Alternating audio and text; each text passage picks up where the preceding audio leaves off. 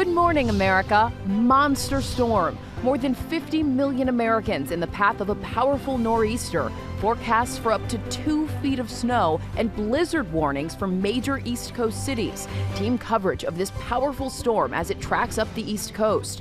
The travel troubles on the roads and in the skies, plus how the government shutdown is adding to those air travel headaches. What to know before you head out. Message to the nation. President Trump set to deliver his State of the Union address following his Supreme Court defeat on tariffs. Now doubling down on his response with new taxes on foreign goods, plus our ABC News poll on Trump's approval rating. All eyes on Iran. Tensions mounting as President Trump considers limited strikes to force Tehran to agree to a nuclear deal. The massive U.S. buildup in the region. Murder charges for a former American Idol contestant claiming his wife was shot in a break-in. My wife, she got 2 shots to her head. There's blood everywhere. Oh my God, oh my God. Why police say they're not buying his story. The ABCs of ALS. What to know about the disease that took the life of actor Eric Dane at just 53 years old. Dr. Darian Sutton joins us to break down the symptoms, progression, and treatment options. Candy complains. The grandson of the man who invented Reese's peanut butter cups taking Hershey's to task over some other Reese's products. I took a couple bitefuls and I was like, ew. No sugarcoating here. And glory at the games. The U.S. making history, racking up the gold medal count, and those hockey hopes. Team USA facing off against Canada for the gold on the anniversary of the miracle on ice. Live from ABC News headquarters in New York City, it's Sunday. Good morning, America. We're blinded by the lights, and we're about to be blinded by all that snow. Oh, good morning, America. It is good to see you. Whit is on assignment, but we're so happy to have Rachel Scott with us this morning. Good to be here. Absolutely. And of course, it's the final day of the Winter Games, and the big event today, the men's hockey gold medal game, the U.S. taking on Canada. This is a rematch of the 2002 and 2010 finals. We're going to go live to Milan for the latest. Yes, looking forward to that. But we've got a lot of news to cover this morning, including air travelers caught in the middle of the government shutdown, DHS suspending TSA pre-check and global entry. The latest details as we enter day 9 of the shutdown. Also, we'll go live to Arizona for an update on the search for Nancy Guthrie as the investigation there enters its 4th week. But we do want to begin with the major storm hitting the Northeast today. Some areas expecting more than a foot of snow, plus coastal flooding and powerful winds with blizzard conditions not seen in a decade. We do have team coverage this morning on the impacts from air travel to coastal flooding, but we do begin with the storm's track and timing. Brittany Bell from our New York station WBC is following it all. Good morning, Brittany. And good morning to you, too. So I want to get right to it. The brunt of the worst part of this storm will hit later this evening through early Monday morning. And check out these winter weather alerts. All of New Jersey under a blizzard warning. It stretches from the Delmarva to New York all the way to Boston for up to a foot of snow or higher. Snow and gusty winds this evening into early Monday morning. I want to go right to the travel impacts. The snow starts early this morning as scattered showers across the mid-Atlantic and then slowly intensifying across the rest of the I-95 corridor later this afternoon through early tomorrow morning. This is the time frame Sunday evening into Monday morning. You want to be inside off the roads, and that's because travel could become dangerous and almost impossible due to winds gusting up to 50 to 60 miles per hour. We're talking about whiteout conditions possible. Early tomorrow, still heavy snow across I-95 corridor, New York and also Philly, but the intense snow continues across portions of New England and also the mid-Atlantic. The latest snow forecast showing 12 to 18 inches across New York and Philly. Also the best chance for 18 to 24 inches of snow possible highlighted across New York and Boston. We'll have more on the timing coming up. Janae? Glad to have you here, Brittany, tracking that all out for us. And the powerful winds blowing in from the Atlantic are bringing the threat of coastal flooding up and down the coast. ABC's Morgan Norwood is in Atlantic City, New Jersey this morning. Good morning to you, Morgan.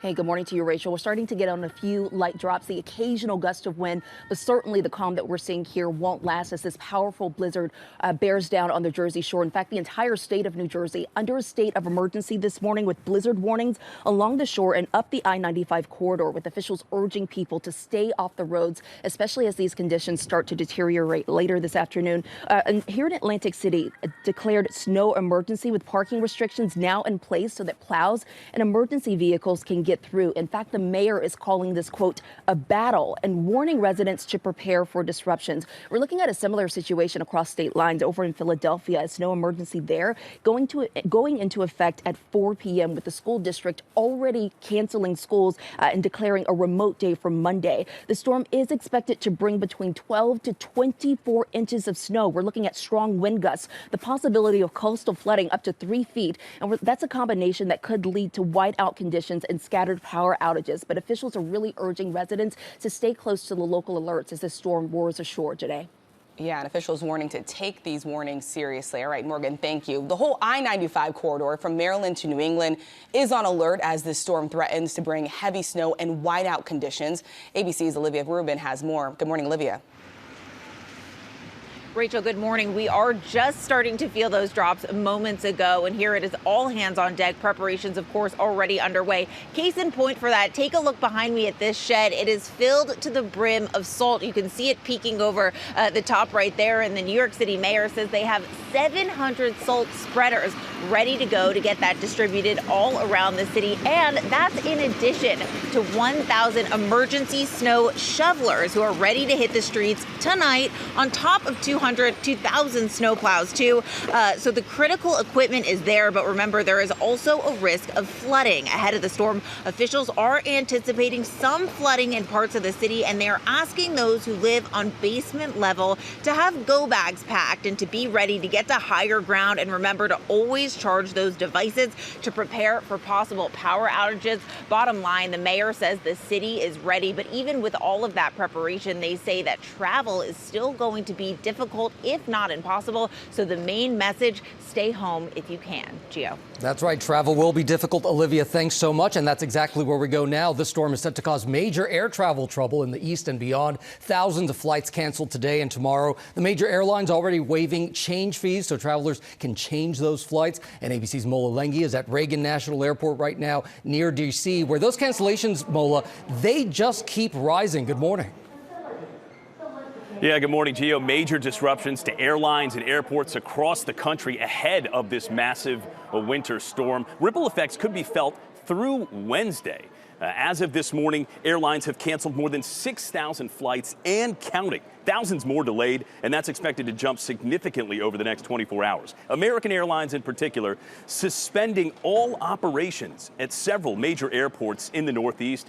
New York's LaGuardia Airport, JFK, as well as Philadelphia, beginning this afternoon, lasting through the day on Monday. Also in Boston, starting this evening and running through all of Monday. Of course, all of these time frames are fluid. They are subject to change based on the conditions. Now, throughout the affected region, major airlines tell us they're also preparing by moving planes out of the storm's path, so those planes are ready to go once the airports reopen. Also, most airlines waiving those change fees, as you mentioned, for passengers who are available and willing and open to make changes ahead of that storm. So if you're planning on traveling, flying the next couple of days, you might want to contact your airline and do just that. Gio? That's right, and use that airline app on your phone. And Mola, while we have you new this morning, we're in day 9 of this partial government shutdown, and we learned overnight that it will have an impact on TSA security lines.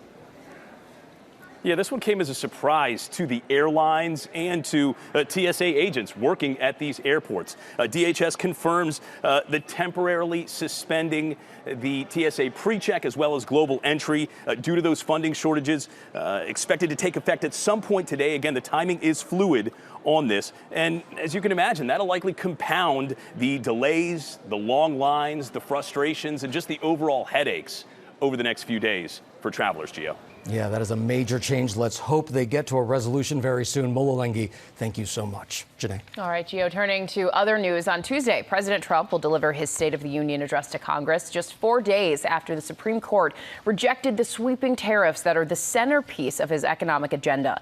ABC News senior White House correspondent Selena Wang joins us with more. Good morning, Selena. Yeah, Janae, good morning. And this is a big moment for the president, a chance for him to make his case directly to the American people and try to set the tone heading into the midterms. But Trump is doing this at a time when he's facing some serious headwinds. So let's just start with immigration. As we were just discussing with Mola, the government is partially shut down, and there's no end in sight because of this ongoing standoff over immigration enforcement. Democrats are demanding changes after the killing of Alex Preddy and Renee Good by federal agents in Minneapolis. Then there's the economy. The president, of course, wants to tout his economic agenda, but the Supreme Court just struck at the heart of that strategy with its major ruling on tariffs. The president has since then been lashing out at the justices, calling them unpatriotic and disloyal. Well, those very same justices are expected to be seated right in front of the president. Trump, for his part, says he couldn't care less if they show up for his address. And then on health care, those Affordable Care Act subsidies expired earlier this year with no alternative plan, leaving millions of Americans facing sharply higher premiums. To protest the president's agenda, guys, dozens of Democrats are expected to skip the speech altogether. All right, Selena, thank you so much. And I want to bring in Rachel now as our senior political correspondent. Rachel, because we have a new ABC News Washington Post IPSOS poll, but it shows some real challenges for President Trump. Yeah, and of course, all of this coming ahead of Tuesday's State of the Union address. Our new poll out today shows the president's approval rating stands at just 39%. That means 60% of Americans disapprove of the president's job currently in office right now. His approval ratings have not been this low since after the January 6th Capitol riot. And fueling all of this, of course, is how Americans are feeling on key issues. So when asked if Americans approve or disapprove of the way the president is handling certain topics, only 41% approving of his handling of the economy, a key issue that he ran on. And about 40% of Americans say they support the president on immigration, but the majority of Americans saying that his deportation campaign has gone too far. 60% disapproval rating, but Rachel, this doesn't necessarily mean good news for Democrats. Yeah, I mean, I think if Democrats are looking at this, they're hoping here for maybe some good news, not so much. In fact, our poll shows that the majority of Americans don't trust Democrats either on these key issues. So what is clear, this is a deeply divided America. Yes, and we will see what happens on Tuesday. Thanks, Rachel. All right, Rachel, thank you. Let's bring in Chief Global Affairs anchor Martha Raddatz, who's going to be hosting This Week here on ABC later today. Martha, it is good to see you. How significant is this tariff decision by the Supreme Court? Could it impact the president's economic agenda? It certainly could, Gio. This is a massive blow to President Trump's agenda. This was his signature policy. We've heard him again and again say tariffs. That's his favorite word. He tariff. He used this as a negotiating tool whenever he could with China, with Canada. And he had the right back then to raise and lower these tariffs anytime he wanted and keep them in place for as long as he wanted. So this is really a major blow, Gio. And especially as you look at the economy, how does he change? What does he do? How does he incorporate this going forward? Because you just heard Rachel say those economy numbers are not great. Yeah, and Martha, we heard the president say that he has other options here. So given this decision by the Supreme Court, what options does he realistically have? He has a couple of options already. He's raised the tariffs 15% across the board. He gets to do that, but only for 150 days, and then he has to try again. It is a very complicated process. There are other sections of the law where he can do things about national security, whether the trade agreements are what they're called unreasonable or unjustifiable, but it's all incredibly complicated and definitely not as easy as what he had in place before, Gio. So clearly not an end to this issue. Martha Raddatz, thank you so much. And tune in to This Week later. Martha speaks with U.S. Trade Representative Jameson Greer. Plus, Martha sits down with Pennsylvania Governor Josh Shapiro for a wide-ranging interview on tariffs, immigration, and the Democratic Party. Rachel? All right, Gio. Now to the U.S. buildup in the Middle East as President Trump considers limited strikes against Iran. Our chief foreign correspondent, Ian Pannell, is in Tel Aviv. Good morning, Ian.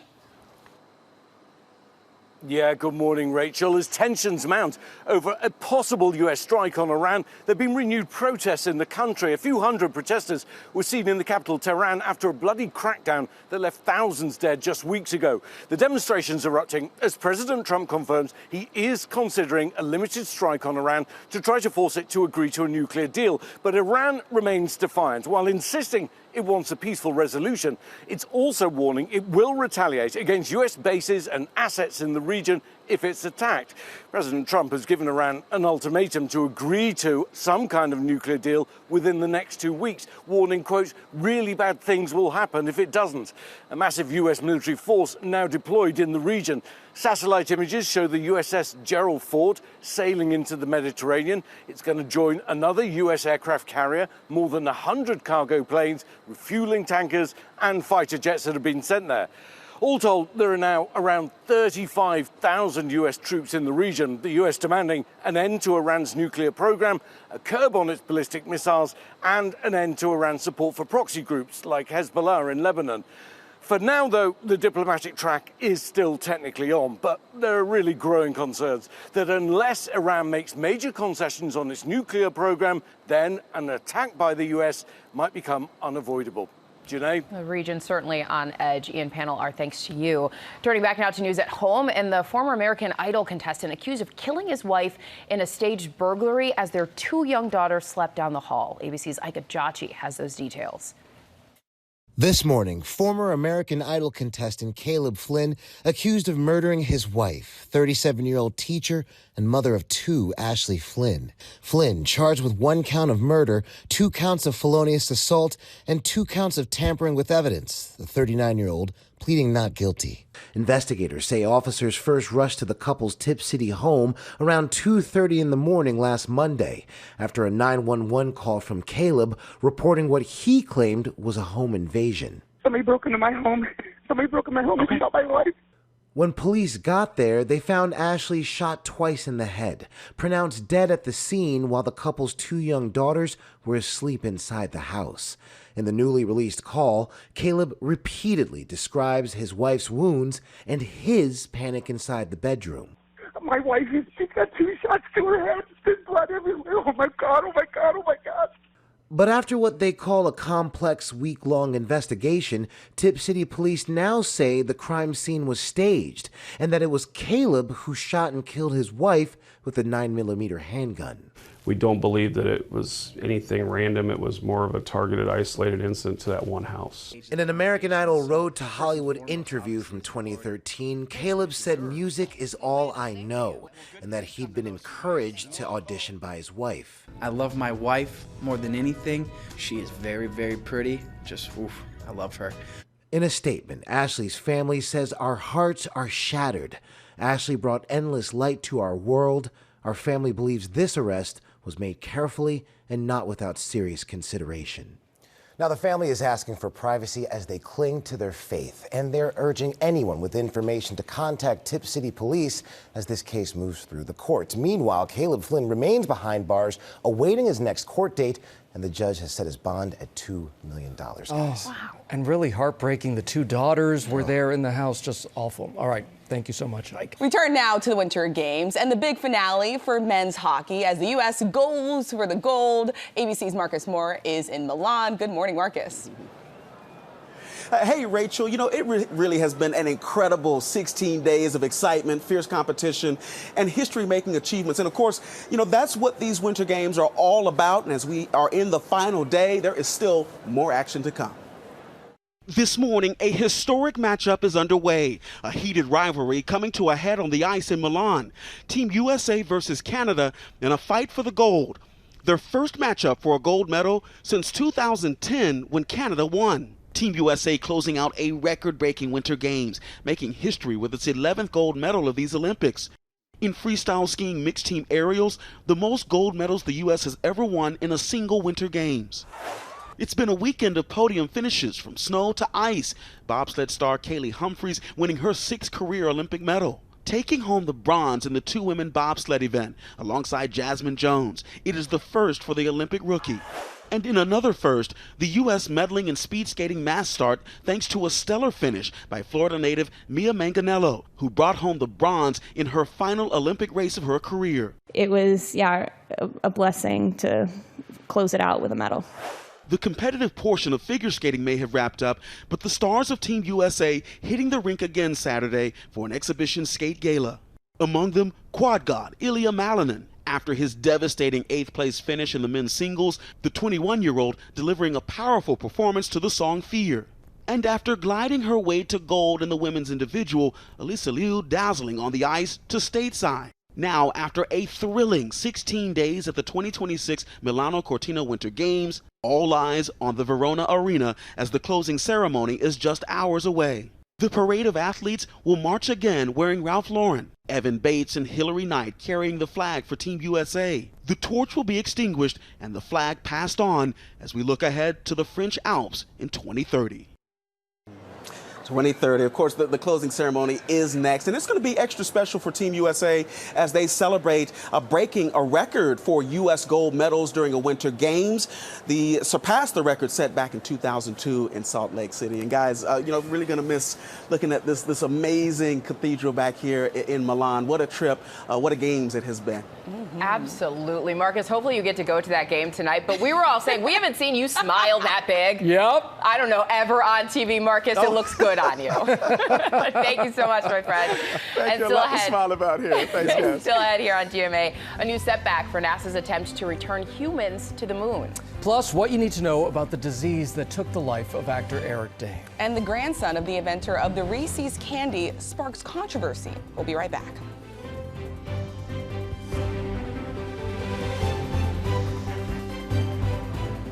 I spent the last 3 years in an underground bunker.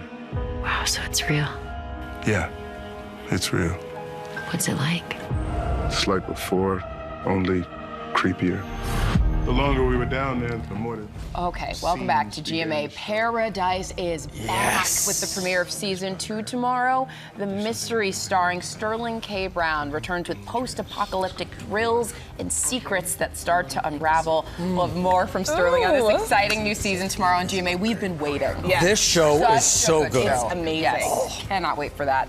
Let's take a look at some of the other stories that we're following on this Sunday morning. Breaking overnight, a series of deadly blasts reportedly firing off in western Ukraine overnight. Police say homemade explosive devices were detonated in Lviv. A police officer was killed, 24 others injured. President Zelensky says one person is in custody this morning. And NASA is once again delaying its Artemis 2 moon mission to send humans around the moon. The agency says all was fine at a recent test, but now they've discovered a new problem with the flow of helium to the rocket. Helium flow is required for launch, so the rocket will be rolled back to the vehicle assembly building for troubleshooting, almost certainly taking March off the table for a launch. Wow. And hundreds of college students dancing around the clock, but for a good cause. Thon 2026 is underway at Penn State. Look at these images. For 46 hours straight, students will be on their feet. At the heart of it all, raising money for a children's hospital in Hershey, Pennsylvania.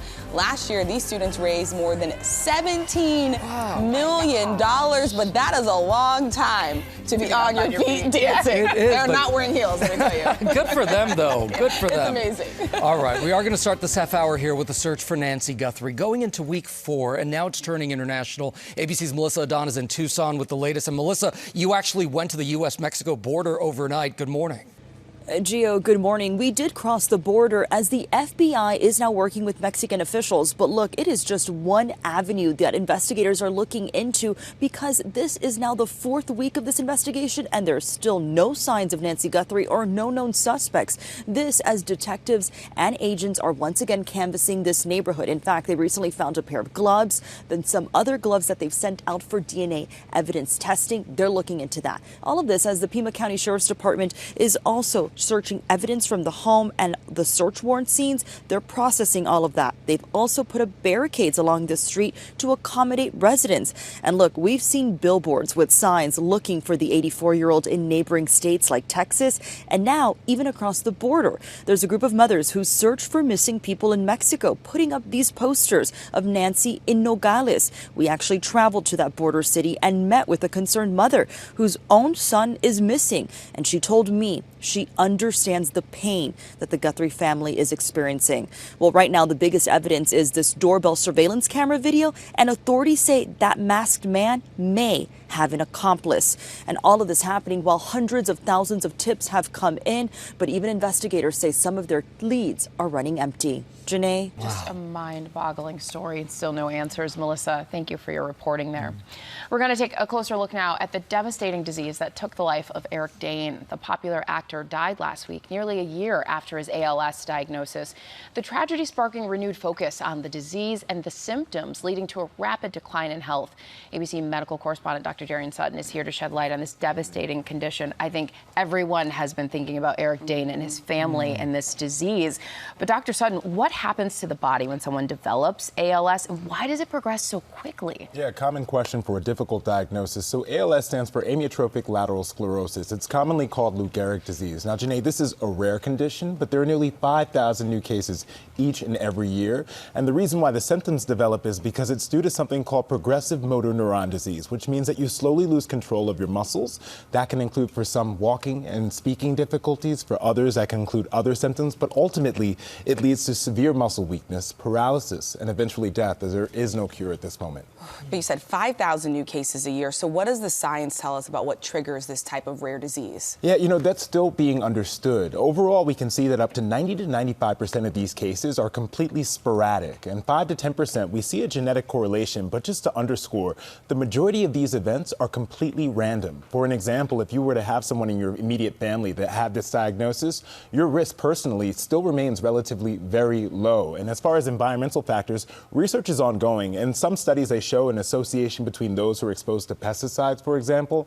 In others, we see higher rates of ALS among military veterans as likely a consequence of some type of environmental exposure during their service. And he was so young, 53 years old. Yeah. What about the research? Are we any closer to finding anything, any sort of cure, or at least slowing down the disease? There is treatment available to slow down the progression of the disease, but unfortunately, we're probably quite some time until we find a cure. And you're right, he was young. The typical age of onset is around the age of 60, and he was in his early 50s. Also, to understand Eric Dane's work, in his last years, he was not quiet. He spent that time using his platform to increase contributions, funding to research, because he understood, like many, that a cure might be distant, but treatment to help make this disease manageable and chronic instead of fatal is closer than we think.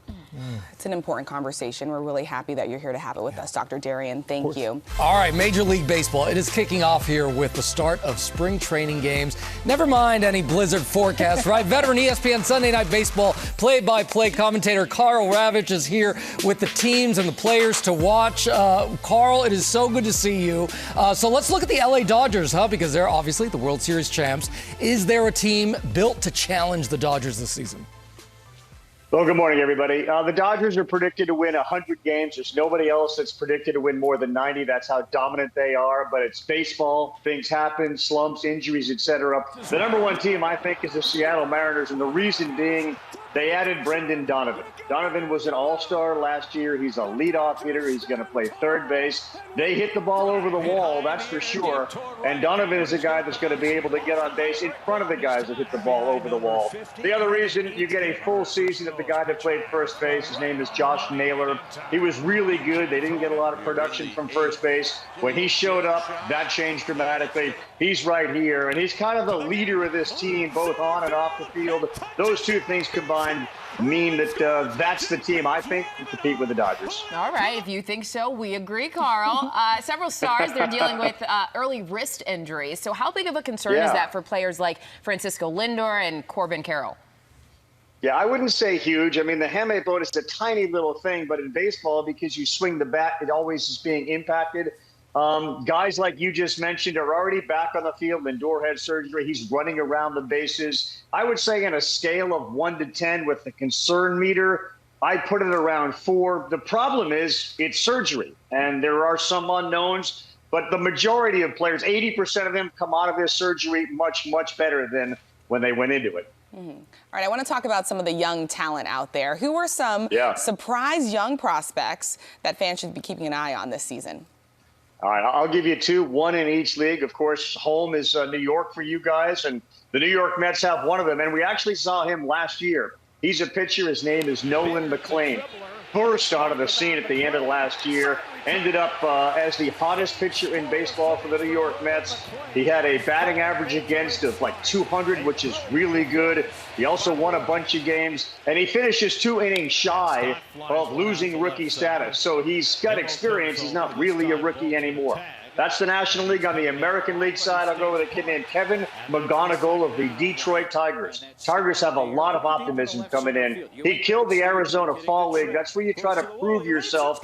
19 RBIs, 19 games. You'll see a lot of him at shortstop. And, of course, they have Tarek Skubal in what is the go-for-it year for the Tigers. It's Nolan McLean and Kevin McGonigal. Hey, Carl, what city are you in right now?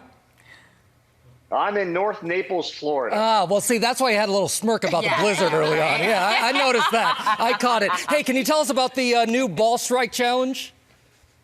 Yeah, the ball strike challenge. I mean, if you can get used to seeing people do this, That's the ball strike challenge. So this is something baseball's been experimenting with at the minor leagues. We're all used to replays now in sports. In this case, you're at the plate. The umpire calls the pitch a ball. The pitcher thinks it's a strike, so he will do this right away.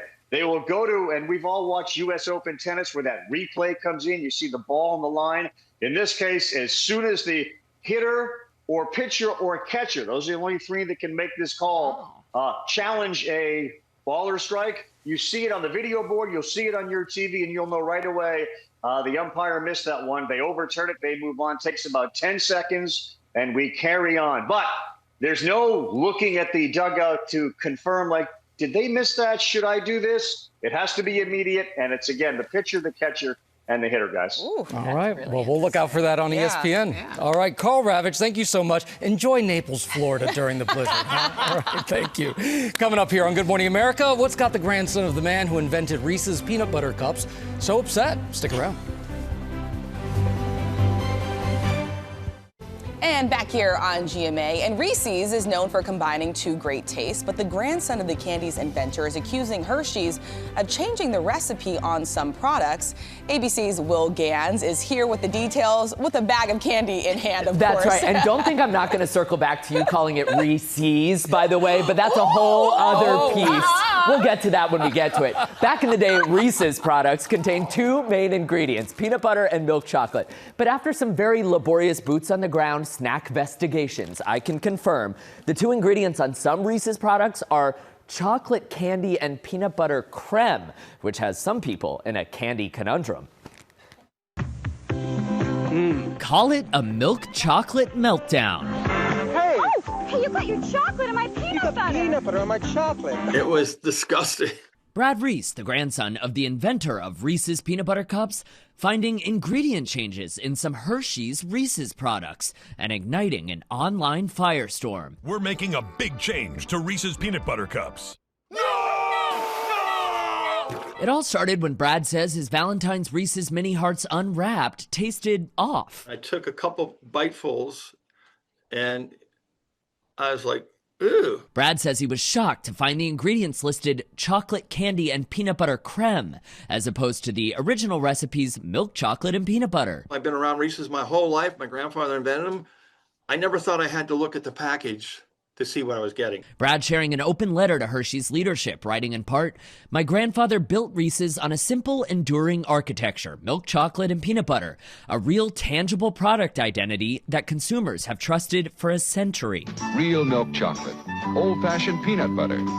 Reese's Peanut Butter Cup. Experts say recipe changes aren't uncommon across the candy industry as cocoa prices have fluctuated in recent years. Hershey saying in a statement, in part, as we've grown and expanded the Reese's product line, we make product recipe adjustments, while always protecting the essence of what makes Reese's unique and special, the perfect combination of chocolate and peanut butter. Brad says that's not enough. What my grandfather did, I have much respect for him. This is a mission that I feel it's almost like I prepared my whole life for it. You don't mess with Reese's.